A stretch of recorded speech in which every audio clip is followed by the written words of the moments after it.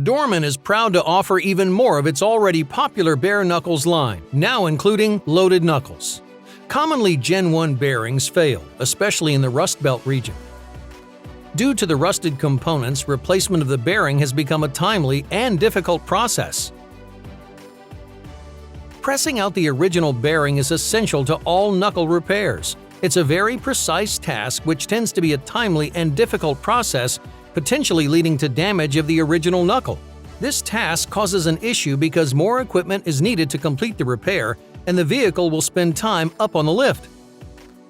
Either by collision, regular failure, or potholes in the road, most vehicles with Gen 1 bearings will need to be replaced within 75 to 150,000 miles. Dorman's Loaded Knuckle line is the solution to this problem. This is a new bolt-on solution to help minimize the time a vehicle is up on the lift, saving time and money for this repair. Our loaded knuckles include everything you need to complete the job. You can bolt on a new loaded knuckle with no issues.